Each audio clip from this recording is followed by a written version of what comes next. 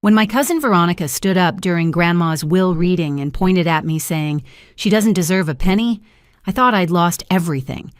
But then the lawyer pulled out his laptop and said 7 words that made everyone in that room turn pale.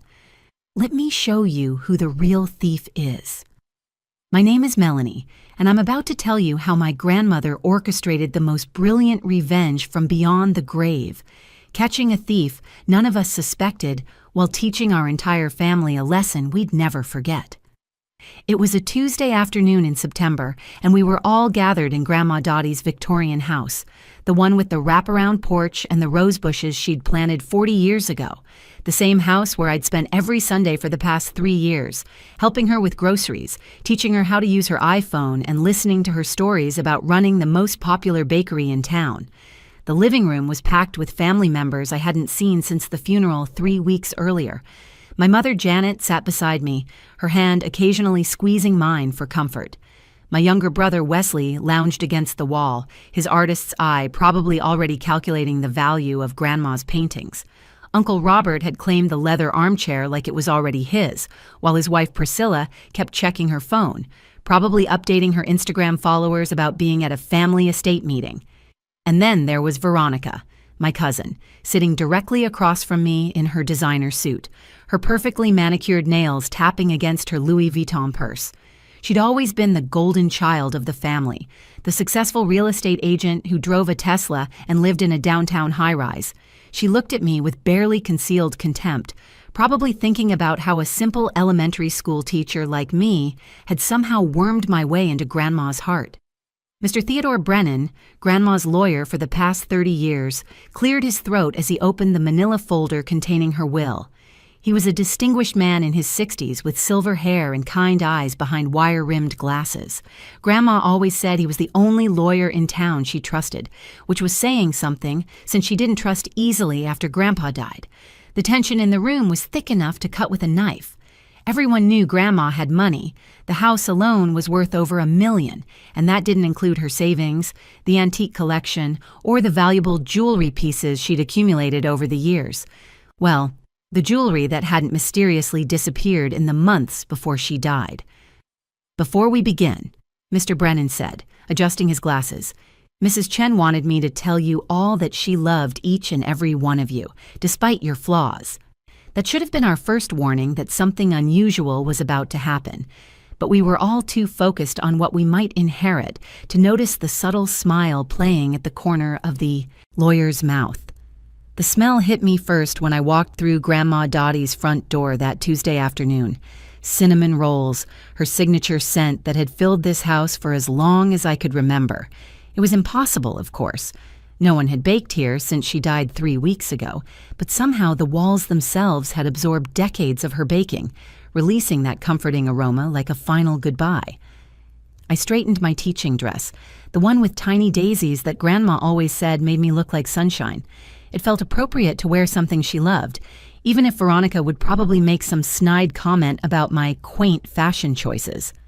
As an elementary school teacher, I didn't make much money, but Grandma never cared about designer labels or fancy cars.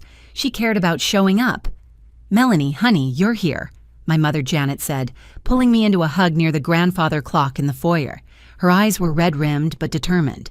Mom was the youngest of Grandma's children, the sensitive one who inherited Grandma's kindness, but not her steel backbone. "I saved us seats together.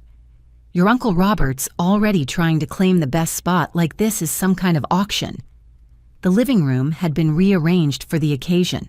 Someone, probably Mr. Brennan's assistant, had brought in extra chairs from the dining room and arranged them in a semicircle facing the fireplace where the lawyer had set up his temporary workspace. The September sun filtered through the lace curtains, casting patterns on the hardwood floors I'd helped Grandma polish just a month ago. "Look who decided to grace us with her presence." Veronica's voice cut through the room like a scalpel. She was examining her reflection in Grandma's antique mirror, adjusting a pearl necklace that looked suspiciously similar to one from Grandma's collection. "I thought maybe you'd be too busy with your little kindergartners to show up." "Third graders, actually," I replied, keeping my voice level. "And of course I'm here. Grandma would want all of us together." Wesley appeared at my side, his paint-stained fingers a stark contrast to the formal atmosphere. Ignore her, Mel. She's just bitter because Grandma never fell for her fake charm offensive. It was true. In the last 3 years, after Grandpa passed, I'd been the only grandchild who regularly visited. Every Sunday without fail, I'd drive over with groceries, spend hours helping Grandma navigate the modern world, setting up her tablet, teaching her how to video call, organizing her medications, and simply sitting with her while she told stories about the bakery she and Grandpa had run for 40 years. Veronica visited exactly twice a year, Christmas and Grandma's birthday. She'd sweep in with expensive gifts, stay for precisely 2 hours, and leave with complaints about the drive from downtown. Uncle Robert wasn't much better, showing up occasionally to pressure Grandma about selling the house and moving into a nice assisted living facility that would coincidentally free up her assets. "Everyone, please take your seats," Mr. Brennan announced, pulling out a thick folder and his laptop. "We have quite a bit to cover today." Aunt Priscilla rushed in, apologizing for being late while simultaneously live streaming to her followers. "Sorry, everyone. Traffic was insane. You wouldn't believe how hard it is to get here from the suburbs." She air-kissed Uncle Robert and positioned herself where the light was most flattering. As we settled into our seats, I couldn't help but notice how different the house felt without Grandma in it. The walls were lined with family photos spanning decades. Grandma and Grandpa's wedding, their bakery's grand opening, birthdays, graduations, and holiday gatherings. In recent photos, I appeared more and more frequently, usually helping Grandma with something or sitting beside her at the kitchen table, both of us covered in flour from attempting her famous recipes. "Before Mr. Brennan begins," Uncle Robert said, standing like he was addressing a board meeting, "I think we should acknowledge that Mother's final years were difficult. Her mind wasn't what it used to be." My mother tensed beside me. "Robert, don't you dare. Mama was sharp as a tack until the very end." "I'm just saying," he continued, his car salesman's smile not reaching his eyes, "that certain influences might have affected her decision-making. Some people had more access than others, more opportunities to, shall we say, make an impression." He wasn't looking at me, but everyone knew exactly who he meant.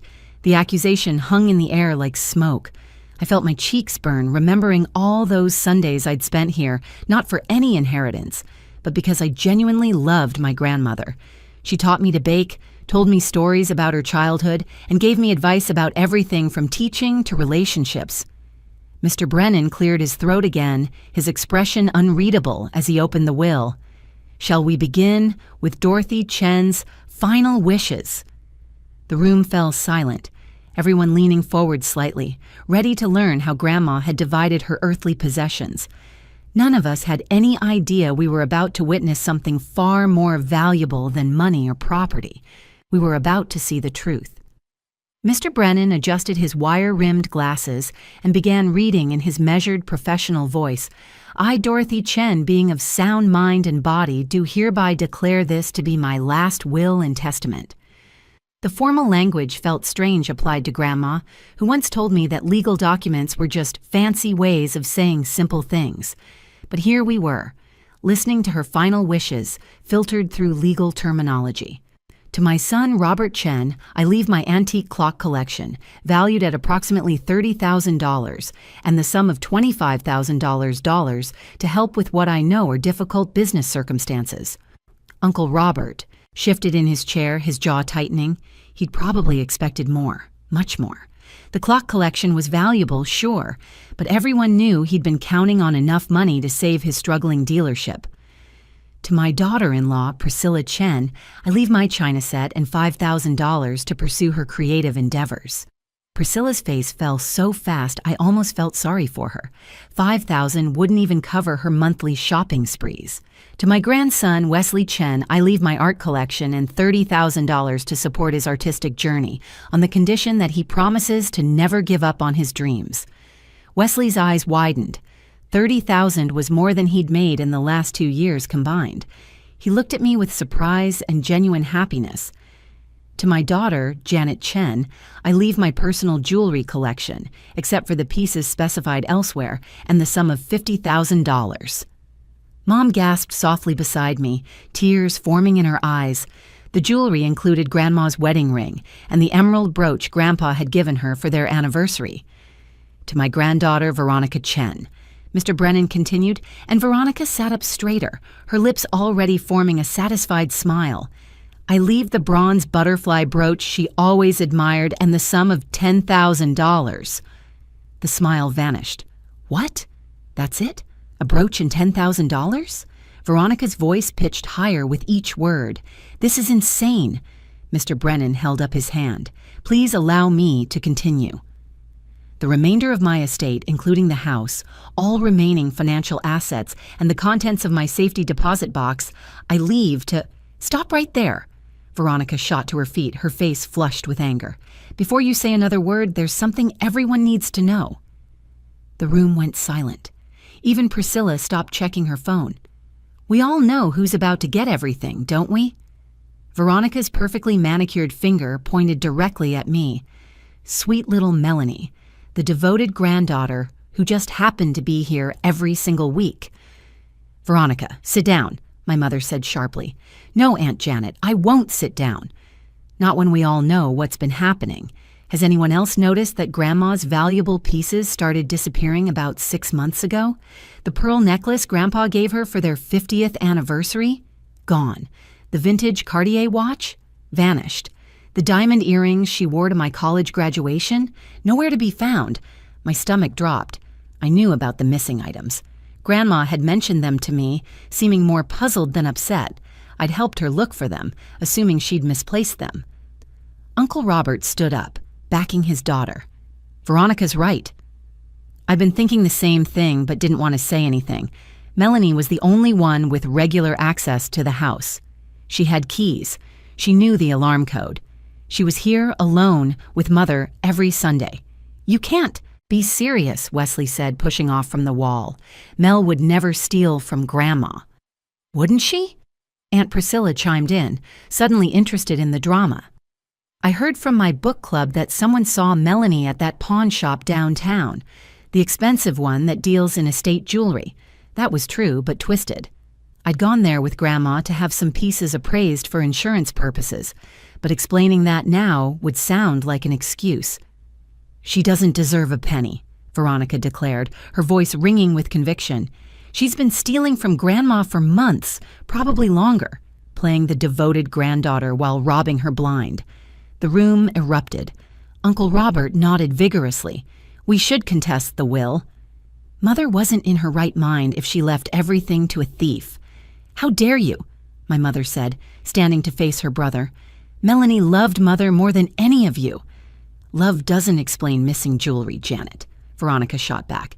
"Face facts. Your daughter played the long game and now she wants her payout." I sat frozen, unable to speak.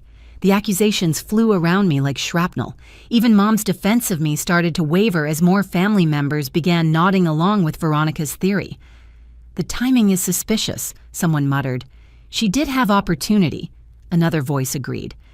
Mr. Brennan watched the chaos unfold with an expression I couldn't quite read. He made no move to interrupt or continue reading. It was as if he was waiting for something, or someone, to finish playing their hand. Mr. Brennan raised his hand slowly, commanding silence with a gesture that reminded me why Grandma had trusted him for 3 decades. The shouting gradually died down, though Veronica remained standing, her chest heaving with righteous indignation.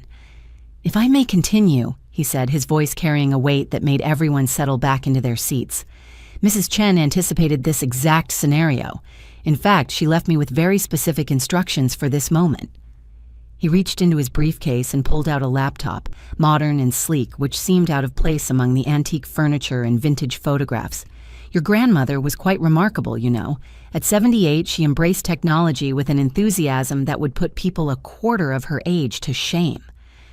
"What does that have to do with anything?" Uncle Robert demanded, though his voice had lost some of its earlier confidence. "Everything, Mr. Chen.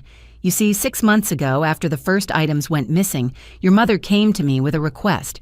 She wanted to install security cameras in her home, hidden ones." The color drained from Veronica's face so fast I thought she might faint. "That's illegal. You can't record people without their consent." "Actually," Mr. Brennan replied calmly, "one can record anything they wish in their own home, especially when they suspect they're being robbed." Mrs. Chen was quite within her. rights. He connected the laptop to the flat-screen TV that Uncle Robert had bought Grandma last Christmas, insisting she needed to join the 21st century. The irony wasn't lost on me now. "Melanie," Mr. Brennan said, turning to me for the first time, "do you remember helping your grandmother set up a cloud storage system about 6 months ago?" I nodded, my voice finally returning. "She said she wanted to preserve family memories digitally. I helped her scan old photos and set up automatic backups from her devices."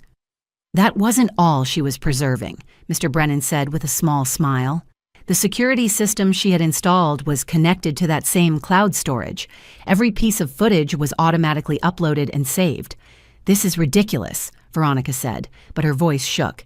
"Even if there are cameras, they won't show anything because Melanie was careful. I mean, because nothing happened." Wesley let out a short laugh. "Nice slip there, cousin." Mr. Brennan pulled up a folder on the laptop labeled Evidence.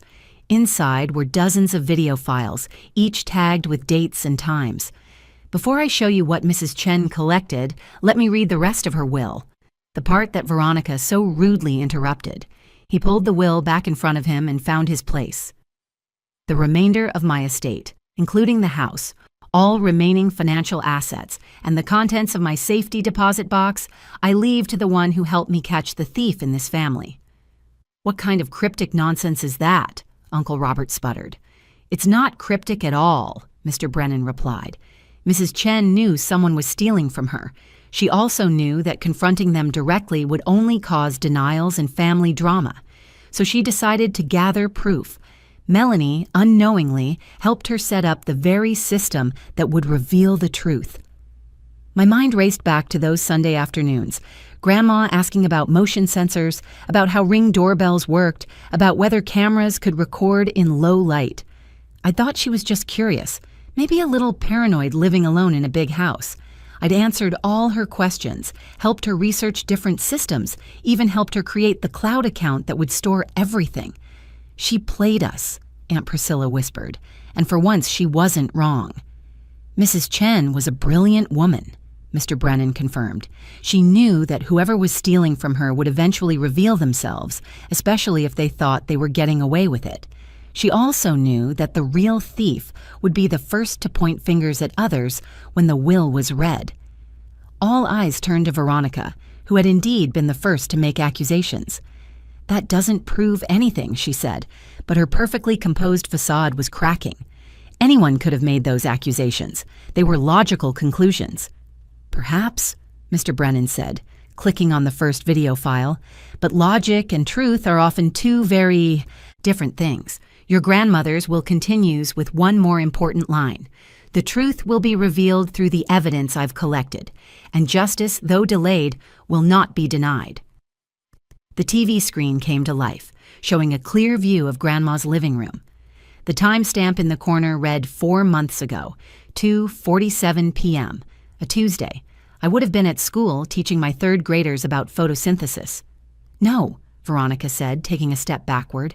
"You can't do this. I want a lawyer."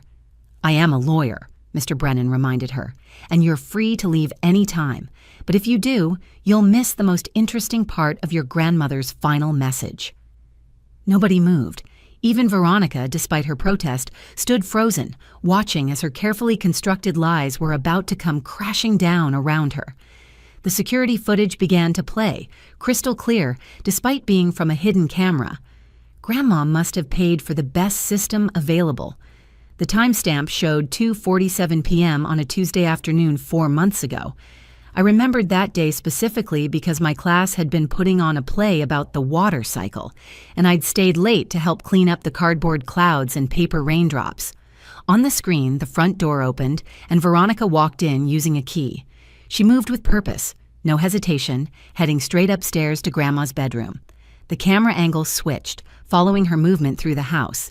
She went directly to the mahogany jewelry box on Grandma's dresser and opened it with practiced ease. "That proves nothing," Veronica said quickly. "Grandma gave me permission to borrow jewelry sometimes." Mr. Brennan clicked to another file without responding. This footage showed Veronica taking out the pearl necklace, the one Grandpa had given Grandma for their 50th anniversary, and slipping it into her purse. She then rearranged the remaining jewelry to hide the gap, even dust polishing the spot where it had lain. The next clip was from a different location entirely. A pawn shop downtown, the upscale one that specialized in estate jewelry. Veronica walked in, carrying the same purse, talked to the owner, and pulled out the pearl necklace. The camera caught her accepting cash, counting it, and signing paperwork. "You followed me?"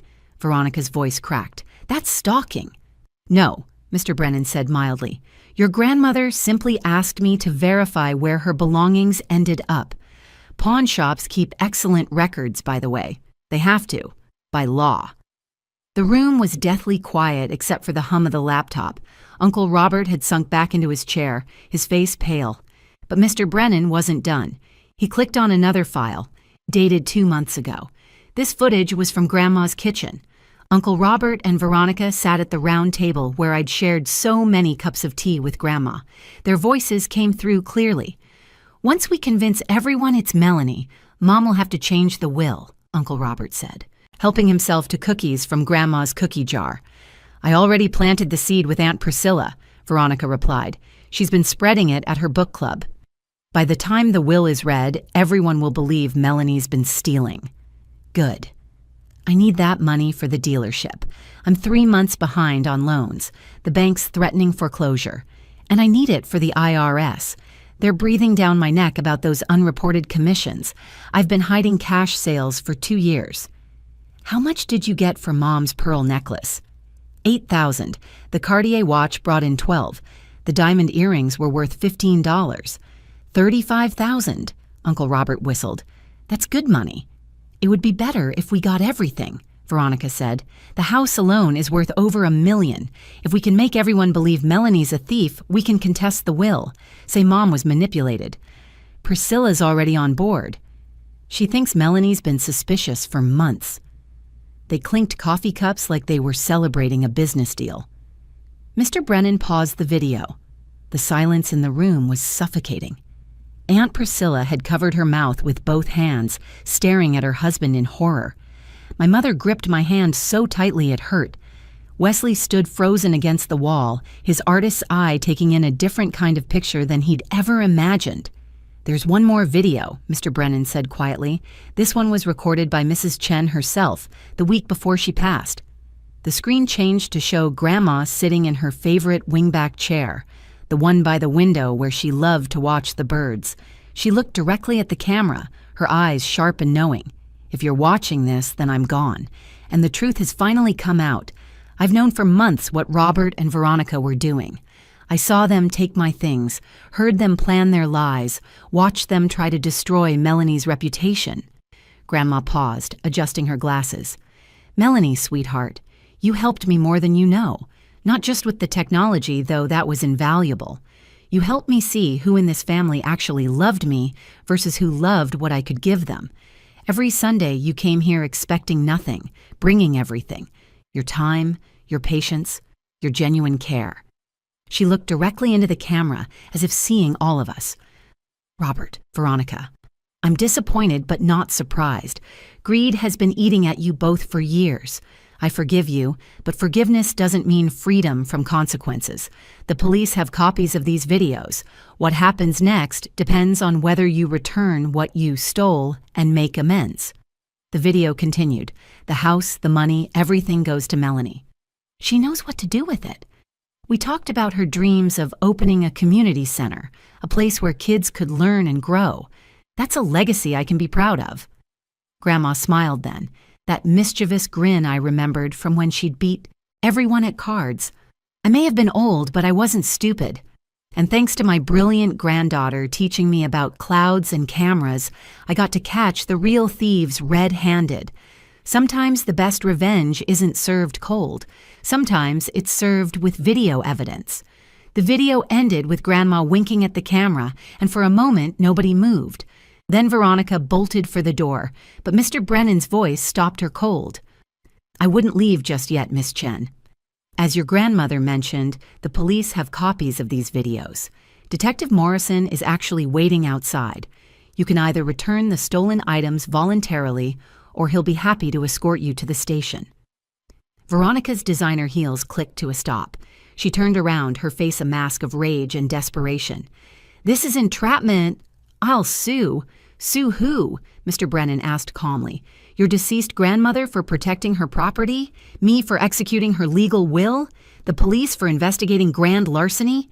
You stole $35,000 worth of jewelry. That's a felony."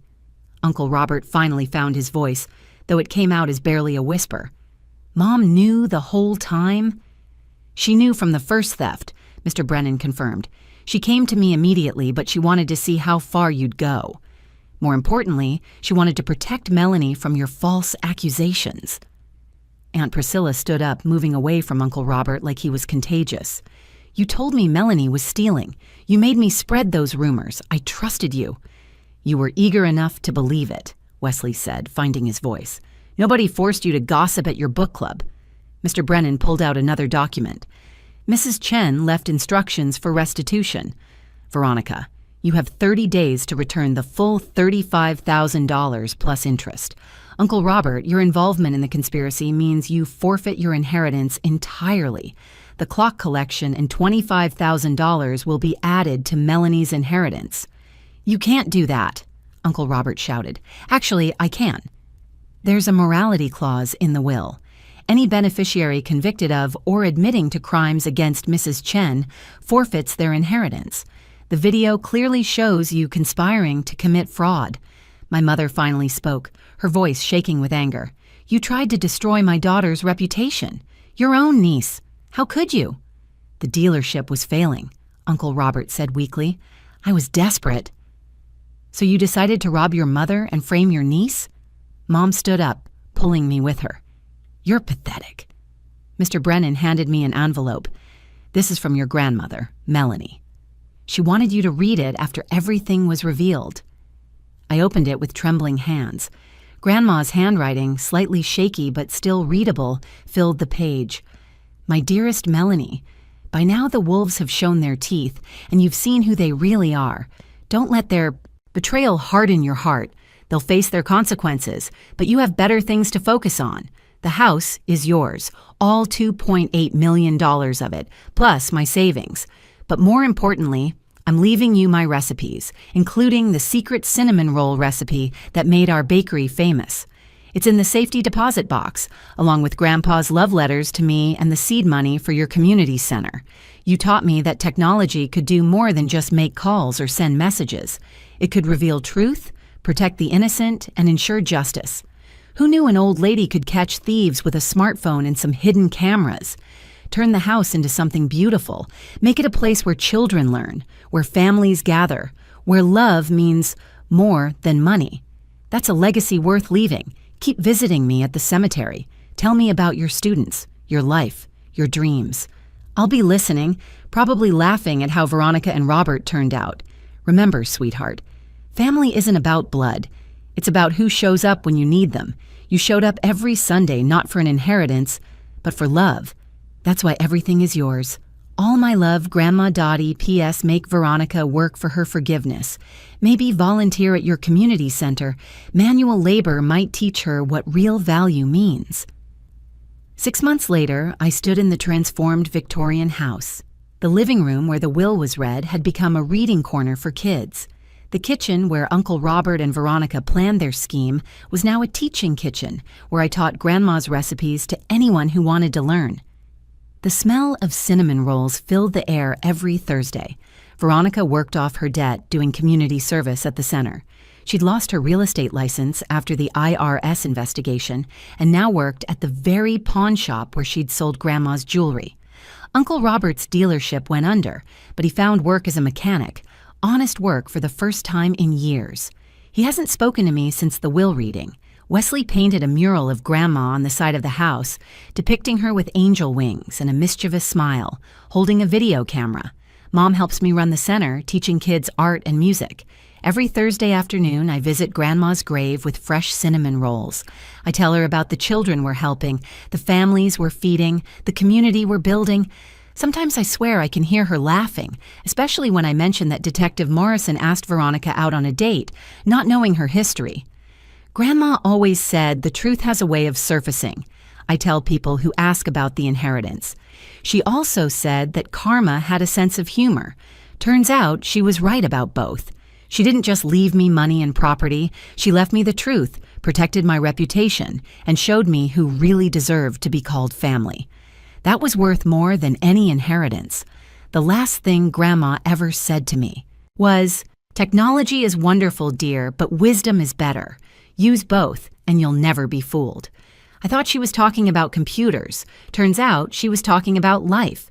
If you enjoyed this story about how Grandma Dottie caught the real family thieves and delivered justice from beyond the grave, please give this video a thumbs up. It really helps other people discover these incredible true stories of family drama and ultimate redemption. What would you have done in Melanie's situation? Would you have suspected your own family members? Drop a comment below and share your thoughts or your own family inheritance stories. I read every single comment and heart the best ones. And if you want more shocking family revelations and stories about justice being served when least expected, hit that subscribe button and ring the notification bell. I upload new stories every week that will leave you speechless and restore your faith in karma. Until next time, remember, sometimes the best inheritance isn't money, it's truth.